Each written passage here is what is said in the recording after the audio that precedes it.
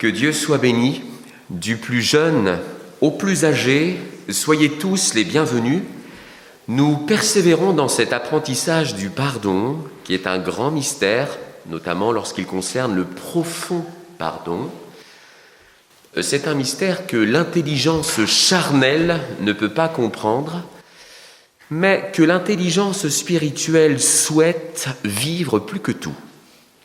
Lisons quelques questions.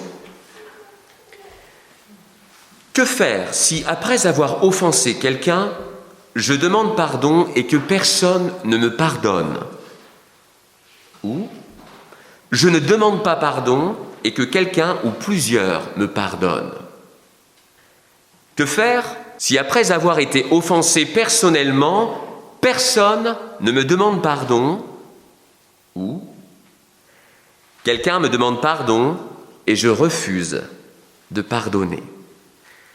Lisons Matthieu chapitre 18, versets 21 à 35. Alors Pierre s'approcha de lui, c'est-à-dire de Jésus, et dit : « Seigneur, combien de fois pardonnerai-je à mon frère lorsqu'il péchera contre moi? Sera-ce jusqu'à 7 fois ? » Jésus lui dit : « Je ne te dis pas jusqu'à 7 fois, mais jusqu'à 70 fois 7 fois. » C'est pourquoi le royaume des cieux est semblable à un roi qui voulut faire rendre compte à ses serviteurs. Quand il se mit à compter, on lui en amena un qui devait 10 000 talents. Comme il n'avait pas de quoi payer, son maître ordonna qu'il fût vendu, lui, sa femme, ses enfants et tout ce qu'il avait, et que la dette fût acquittée. Le serviteur, se jetant à terre, se prosterna devant lui et dit : « Seigneur, aie patience envers moi, et je te paierai tout. » Ému de compassion, le maître de ce serviteur le laissa aller et lui remit la dette. Après qu'il fut sorti, ce serviteur rencontra un de ses compagnons qui lui devait 100 deniers. Il le saisit et l'étranglait en disant : « Paie ce que tu me dois. » Son compagnon, se jetant à terre, le suppliait, disant : « Aie patience envers moi, et je te paierai. » Mais l'autre ne voulut pas, et il alla le jeter en prison jusqu'à ce qu'il eût payé ce qu'il devait. Ses compagnons, ayant vu ce qui était arrivé, furent profondément attristés, et ils allèrent raconter à leur maître tout ce qui s'était passé. Alors le maître fit appeler ce serviteur, et lui dit : « Méchant serviteur, je t'avais remis en entier ta dette, parce que tu m'en avais supplié. Ne devais-tu pas aussi avoir pitié de ton compagnon comme j'ai eu pitié de toi ? » Et son maître, irrité, le livra au bourreau, jusqu'à ce qu'il eût payé tout ce qu'il devait. C'est ainsi que mon Père céleste vous traitera, si chacun de vous ne pardonne à son frère de tout son cœur. Pierre est embarrassé par les paroles de Jésus, il a besoin d'un éclaircissement et très certainement, il n'est pas le seul. Car pour lui, il est impossible que le pardon des offenses n'ait pas de limite. Faut-il toujours pardonner? Peut-on toujours pardonner? Pierre s'approche et demande : « Seigneur, combien de fois devrais-je pardonner à mon frère s'il se rend coupable envers moi? Jusqu'à 7 fois ? Est-ce suffisant? Dois-je compter? Mais que dois-je faire à la 8e? Est-ce que je dois lui régler son compte? » Pierre écoute le Christ lui dire : « Non, non Pierre, je ne te dis pas jusqu'à 7 fois, mais jusqu'à 490 fois, c'est-à-dire un nombre indéfini de fois, c'est-à-dire tout le temps et de tout ton cœur. Sinon, Pierre, la charité cesserait, l'amour prendrait fin, or l'amour ne périt jamais. » La parfaite vengeance, c'est de se venger 70 fois 7 fois, comme le dit Lémec dans Genèse, chapitre 4, verset 24. Mais le pardon parfait, le profond pardon, enseigné par Jésus seul, est de pardonner 70 fois 7 fois, comme le Christ ici. Alors Pierre apprend que pardonner, apprend que demander pardon, c'est pas l'exercice, ce n'est pas l'exercice. Ce n'est pas l'exercice d'un devoir qui se calcule, ce n'est pas une règle qui s'applique automatiquement et bêtement parce qu'il faut le faire, mais c'est un état d'esprit, un état d'âme, un état de cœur, un état de foi, un état spirituel. Alors Jésus raconte une histoire pour que Pierre comprenne enfin ce que la puissance du royaume des cieux, ce que le royaume de Dieu peut réellement susciter dans un cœur. Dans le cœur de l'homme. Et le parfait exemple, c'est le témoignage du Seigneur. Le profond pardon, premièrement, se demande, versets 23-27, « C'est pourquoi le royaume des cieux est semblable à un roi qui voulait faire rendre compte à ses serviteurs. Quand il se mit à compter, on lui en amena un qui devait 10 000 talents. Comme il n'avait pas de quoi payer, son maître ordonna qu'il fût vendu, lui, sa femme, ses enfants et tout ce qu'il avait, et que la dette fût acquittée. Le serviteur, se jetant à terre, se prosterna devant lui et dit « Seigneur, aie patience envers moi, et je te paierai tout. » Ému de compassion, le maître de ce serviteur le laissa aller et lui remit la dette. Ce roi décide un jour de régler ses comptes avec ses ministres. C'est la mise au point, c'est l'heure du bilan. Il commence par un serviteur particulier, parce que c'est un serviteur qui lui doit une énorme somme d'argent, 10 000 talents, et d'après les biblistes, soit 258 600 kilos d'argent, d'après les biblistes. C'est un serviteur particulier parce qu'il n'a pas de quoi rendre cet argent. Et d'ailleurs, il ne pourra jamais rendre cet argent. Pourquoi en est-il là? Pourquoi ne peut-il pas payer? Pourquoi s'est-il autant endetté? Et pourquoi fait-il autant défaut à son maître? Ce n'est pas écrit. Ce roi ordonne que son ministre soit vendu comme esclave. Pas tout seul. Avec sa femme. Avec ses enfants. Et que tout ce qu'il possède soit vendu afin de rembourser la dette. Ce qui est un châtiment terrible. Alors ce roi voit son serviteur se manifester devant la sentence, devant la justice implacable. Ce ministre, ce serviteur, se jette à genoux devant lui pour lui dire « Prends patience envers moi et je te paierai tout », dit-il. Mais le roi a tout de suite pitié de lui, il annule sa dette et le laisse partir parce que le serviteur lui demande de ne pas le traiter dans toute la rigueur de sa justice, parce que le serviteur sait que c'est possible de demander grâce, de faire acte de repentance, de demander le secours vis-à-vis de celui qui est offensé. L'offenseur demande le secours de celui qui est offensé. Il sait que c'est possible et que c'est une voie à exploiter de tout son cœur, avec de nobles sentiments de surcroît, histoire de montrer qu'il est vraiment dans le pétrin et qu'il a besoin d'une action gracieuse. Alors le serviteur s'engage aussi à payer l'impossible et demande tout simplement grâce. Il demande grâce parce qu'il a un souverain merveilleux. Il a un roi exceptionnel qui a cette faculté d'accorder au-delà de ce qui est demandé. Et plus que de patienter, le roi annule carrément, totalement la dette de ce ministre, la dette de ce serviteur. Chose incroyable. Ce roi a des points communs avec Dieu. Ce serviteur a des points communs avec nous. Souvenons-nous de toutes ces occasions où Dieu nous a pardonné totalement. toutes nos fautes. Peut-être les erreurs de la journée, peut-être les transgressions de plusieurs mois, de plusieurs années, peut-être des péchés récurrents. On retombe tout le temps dedans, c'est plus fort que nous.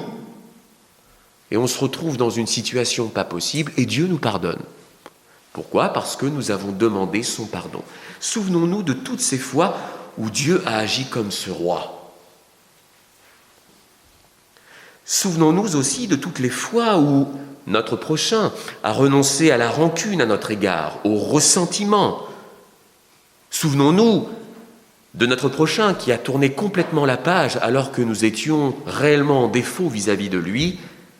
Souvenons-nous de ces occasions, parce que ce sont des occasions indispensables, fondamentales dans la compréhension du pardon. Il faut de l'expérience pour vivre le pardon, pour en être reconnaissant.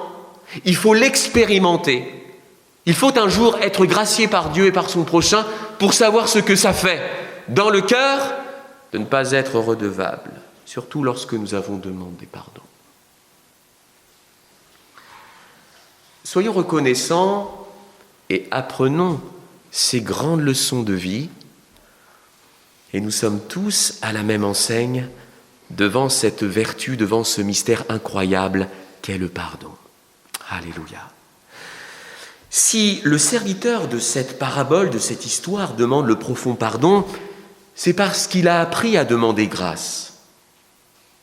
Et c'est parce que son maître est bon.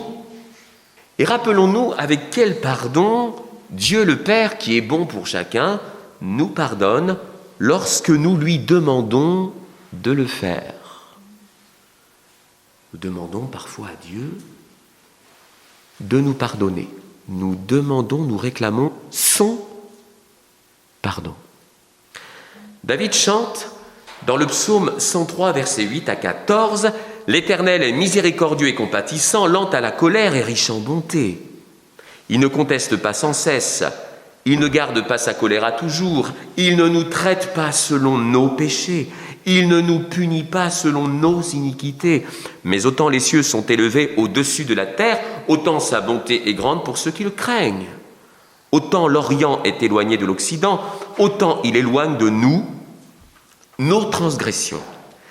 Comme un père a compassion de ses enfants, l'Éternel a compassion de ceux qui le craignent. Car il sait de quoi nous sommes formés, il se souvient que nous sommes poussière. Sa miséricorde est pour nous, sa compassion est pour nous, sa patience et ses bontés sont pour nous chaque jour et encore maintenant. Lorsque nous lui réclamons son pardon, il ne nous punit pas comme nous le mériterions. C'est Dieu. C'est sa façon d'agir, d'être. Il ne nous fait pas payer le prix de nos fautes. Il met entre nous et nos mauvaises actions autant de distance entre l'Est et l'Ouest. Jésus déclare dans Marc chapitre 3, versets 28 à 29, « Je vous le dis en vérité, tous les péchés seront pardonnés aux fils des hommes et les blasphèmes qu'ils auront proférés. » Ou encore Matthieu 12, 31, « Quiconque parlera contre le Fils de l'homme, il lui sera pardonné. » Ou encore Marc 3, 29, « Mais quiconque blasphémera contre le Saint-Esprit n'obtiendra jamais de pardon, il est coupable d'un péché éternel. » Ou encore Hébreux 8, 11, « Je pardonnerai leurs iniquités, je ne me souviendrai plus de leurs péchés. » Son pardon est indescriptible, impossible d'en faire le tour. Son pardon nous dépasse tous et nous devons le reconnaître. Lorsque nous lui réclamons son pardon, il pardonne tous nos péchés, nous le savons, mais réellement tout péché, excepté le blasphème contre le Saint-Esprit, mais sinon, à part cela, il pardonne les péchés les plus subtils, car l'être humain est très subtil pour le mal. Les péchés les plus grossiers, les péchés les plus ingénieux, et parfois les plus idiots d'ailleurs.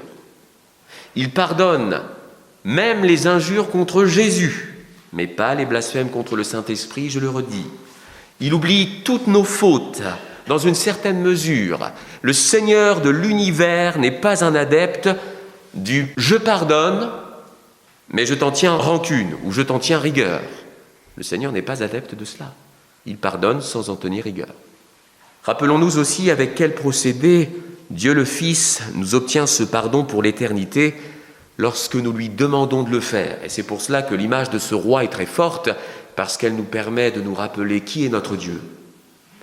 Acte 24, 46 à 47, ainsi il est écrit que le Christ souffrirait et qu'il ressusciterait des morts le 3e jour et que la repentance et le pardon des péchés seraient prêchés en son nom à toutes les nations, à commencer par Jérusalem. Ou encore Acte 10, 42, Jésus nous a ordonné de prêcher au peuple et d'attester que c'est lui qui a été établi par Dieu, juge des vivants et des morts. Tous les prophètes rendent de lui le témoignage que quiconque croit en lui reçoit par son nom le pardon des péchés. Jésus est donc notre pardon par ses souffrances, par sa résurrection. Il est notre pardon par notre repentance, notre conversion et par notre confiance, notre foi en lui. Il est notre pardon profond, par la connaissance du salut associé à son nom, mais aussi par le pardon des péchés associé à son nom. Jésus seul. Pour le pardon, Jésus seul. Alors, pour terminer cette première partie, rappelons-nous avec quel cœur il faut lui demander grâce. On ne peut pas se présenter, nous pouvons être maladroits, ça c'est certain, surtout lorsque nous débutons, surtout lorsque nous sommes sous pression, lorsque nous sommes mal, nous pouvons être maladroits, mais le plus important, ce sont les dispositions internes de nos vies lorsque nous nous approchons devant Dieu, que l'on soit seul ou plusieurs. C'est ce que Dieu aime. Dieu regarde au cœur. Rappelons-nous avec quel cœur il faut lui demander grâce. 1 Jean 1,8 et chapitre 2, versets 1 à 2. Si nous disons que nous n'avons pas de péché, nous nous séduisons nous-mêmes. Et la vérité n'est point en nous. Si nous confessons nos péchés, il est fidèle et juste pour nous les pardonner et pour nous purifier de toute iniquité. Si nous disons que nous n'avons pas péché, nous le faisons menteur et sa parole n'est point en nous. Mes petits enfants, je vous écris ces choses afin que vous ne péchiez point. Et si quelqu'un a péché, nous avons un avocat auprès du Père, Jésus-Christ le juste. Il est lui-même une victime expiatoire pour nos péchés, non seulement pour les nôtres, mais aussi pour ceux du monde entier. Notre cœur nous est très utile. Parfois notre cœur nous perd, mais notre cœur peut nous rapprocher de Dieu. Il nous sert à nous confesser. Un cœur repentant a toute la considération du Seigneur. Simon était un mauvais candidat au baptême d'eau, et Pierre le reprend. Il parle à son cœur. Acte 8, 22, « Repens-toi donc de ta méchanceté et prie le Seigneur pour que la pensée de ton cœur te soit pardonnée, s'il est possible, car je vois que tu es dans un fiel amer et dans les liens de l'iniquité. » Et ça, c'est un véritable tourbillon dans l'âme. Être empoisonné en nous-mêmes par un fiel amer, continuellement, et par les liens de l'iniquité, c'est un tourbillon terrible. Mais, même si notre cœur en est atteint, notre cœur peut confesser, peut se repentir et dire comme ce ministre, « Ô Seigneur, ton secours, ton secours. » Un cœur qui s'approche de Dieu avec qualité et sans superficialité ne reste pas méchant. Il ne reste pas dans la colère, dans la rancune. C'est un cœur qui ne crache plus son venin. C'est un cœur qui est transformé. Et lorsque le pardon, le profond pardon se demande, il faut que nos vies changent par la suite pour être dignes d'avoir reçu le pardon de Dieu. Alors, premièrement, nous l'avons dit, le pardon profond se demande. Le profond pardon, le parfait pardon se demande. Et deuxièmement, il se donne. Il est écrit au verset 28 de notre texte de référence, « Après qu'il fut sorti, ce serviteur rencontra un de ses compagnons qui lui devait 100 deniers.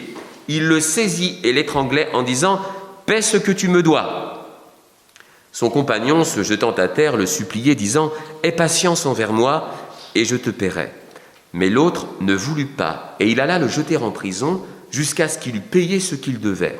Ses compagnons, ayant vu ce qui était arrivé, furent profondément attristés, et ils allèrent raconter à leur maître tout ce qui s'était passé. Alors le maître fit appeler ce serviteur et lui dit « Méchant serviteur, je t'avais remis en entier ta dette parce que tu m'en avais supplié. Ne devais-tu pas aussi avoir pitié de ton compagnon comme j'ai eu pitié de toi ?» Et son maître, irrité, le livra au bourreau jusqu'à ce qu'il eût payé tout ce qu'il devait. C'est ainsi que mon Père céleste vous traitera si chacun de vous ne pardonne à son frère de tout son cœur.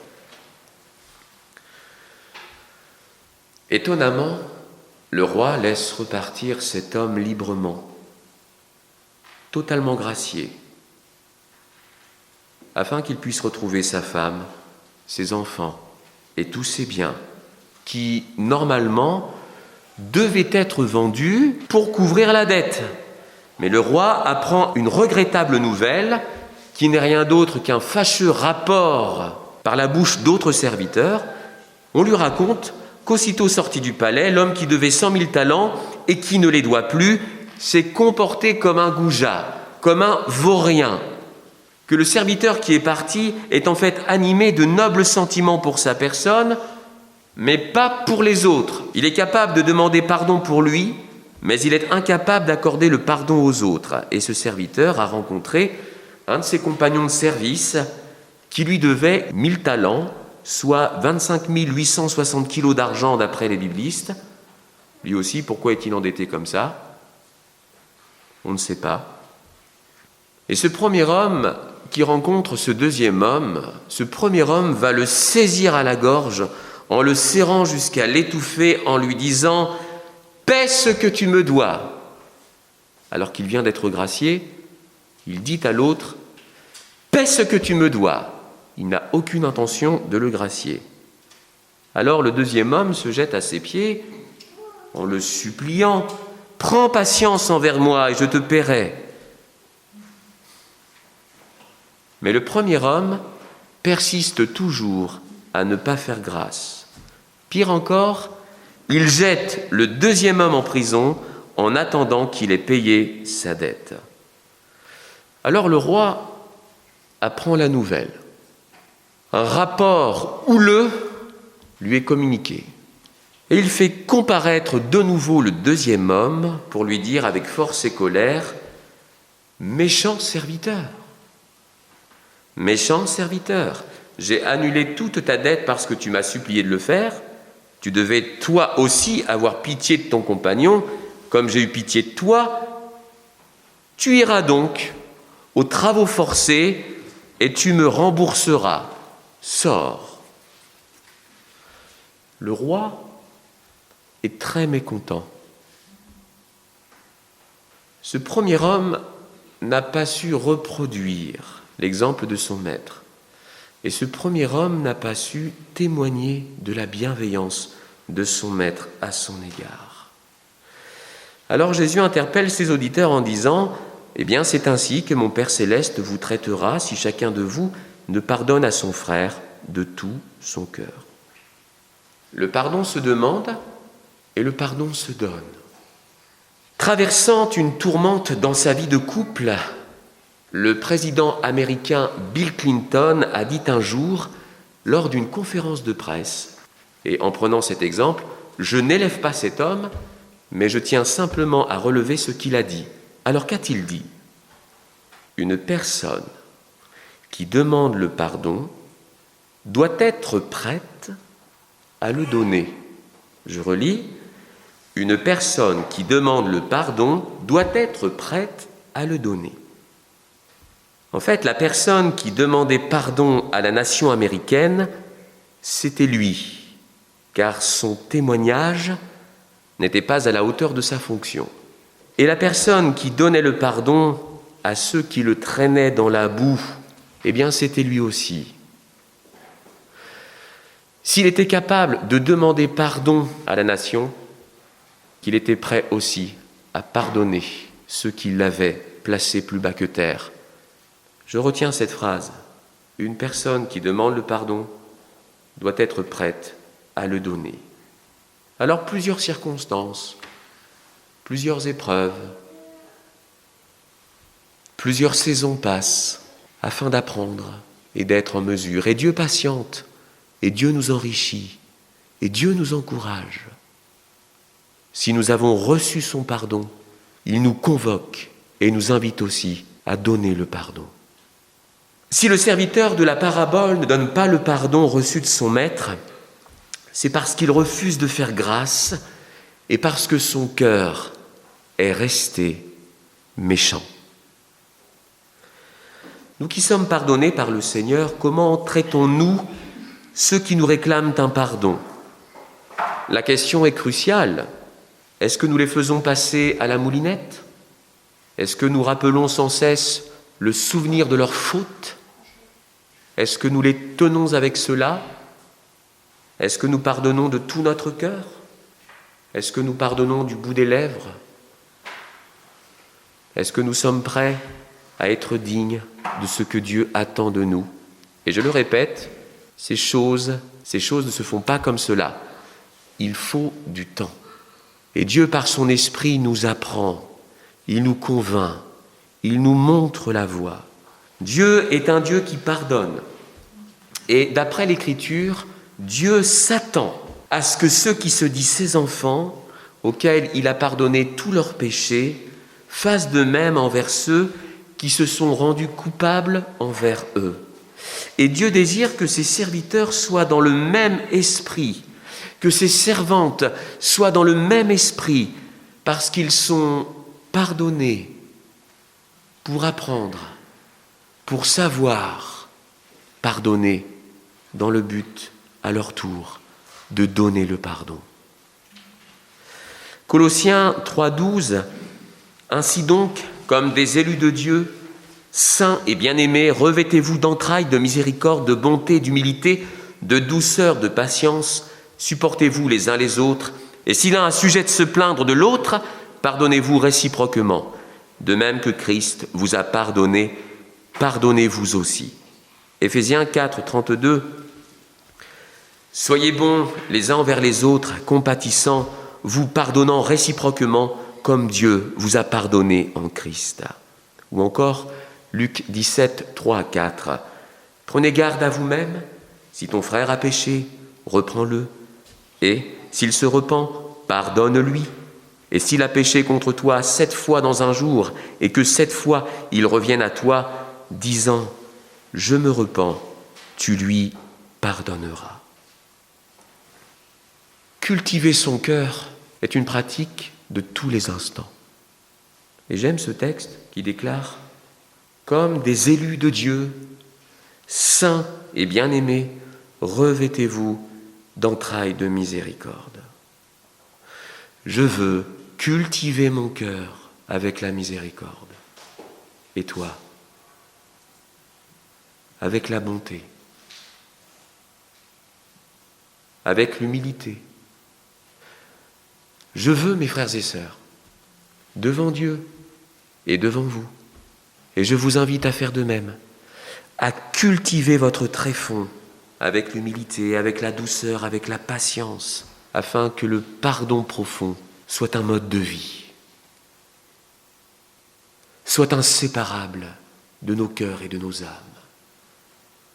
Sachant que le pardon est intelligent, le pardon est sage, le pardon est supérieur, le pardon est merveilleux. Chaque matin, n'oublions pas d'ajouter à notre âme et à notre cœur la faculté de supporter les autres. Mais oui, c'est une faculté qu'il faut développer. Sinon, après, on ne se supporte plus. Surtout avec le temps qui passe, on ne se supporte plus. Cette faculté de supporter l'autre est une grâce de Dieu. La vertu du pardon, c'est une grâce de Dieu. Alors, veillons continuellement à vivre ces choses. La vie nous apprend, et parfois nous le touchons du doigt, il nous manque les mots, il nous manque la plénitude de cet apprentissage, mais la vie nous apprend que la compassion est plus forte que la haine, que le pardon est plus fort que la vengeance et que leurs conséquences en sont pleinement, totalement bénies par Dieu. C'est à nous de le croire et de le vivre, que le Seigneur nous inspire par son esprit continuellement. Ne nous plaçons pas comme ce premier homme dans une situation où Dieu serait mécontent de nous. Quelle chose terrible. La grâce du Seigneur n'est pas incompatible à son mécontentement parce que Dieu est juste. Que cette situation dure le moins longtemps possible. La question qui se pose, c'est: Dieu peut-il agir comme le roi de la parabole ? Dieu peut-il vraiment faire une chose pareille ? Dieu n'est-il pas qu'amour ? Ces questions font débat dans nos cœurs et parfois même dans des entretiens doctrinaux. Mais nous lisons. Jésus dit: c'est ainsi que mon Père céleste vous traitera si chacun de vous ne pardonne à son frère de tout son cœur. Ou encore, Matthieu 6, 14 à 15, qui sont des textes trop souvent oubliés. Si vous pardonnez aux hommes leurs offenses, votre Père céleste vous pardonnera aussi, mais si vous ne pardonnez pas aux hommes, votre Père ne vous pardonnera pas non plus vos offenses. Marc 11, 25 à 26, et lorsque vous êtes debout faisant votre prière, si vous avez quelque chose contre quelqu'un, pardonnez, afin que votre Père qui est dans les cieux vous pardonne aussi vos offenses. Mais si vous ne pardonnez pas, votre Père qui est dans les cieux ne vous pardonnera pas non plus vos offenses. Ces paroles sont dérangeantes. Ces paroles sont à la fois dérangeantes, mais éclairantes. Si Jésus a prononcé ces paroles, c'est parce que nous sommes imparfaits. Si nous étions parfaits, il n'aurait pas besoin de prêcher cela. Mais puisque nous sommes tous imparfaits et que nous pouvons manquer dans le domaine du pardon de la vie de Dieu, considérons ces paroles comme une loi de grâce à connaître sur le bout des doigts, comme une loi à méditer et à vivre, et peut-être même comme une loi à méditer pour vivre. Je conclus en disant que le profond pardon, selon Matthieu 18, 21 à 35, se demande et deuxièmement se donne, 28 à 35. Et voici de quelle manière il faut demander grâce en voulant faire grâce, parce que les deux sont liés. Si nous demandons grâce, nous associons cette demande à l'envie aussi de faire grâce. Matthieu 6, 12, « Père, pardonne-nous nos offenses, comme nous aussi, nous pardonnons à ceux qui nous ont offensés. » Et Luc 11, 4, « Pardonne-nous nos péchés, car nous aussi, nous pardonnons à quiconque nous offense. » Amen.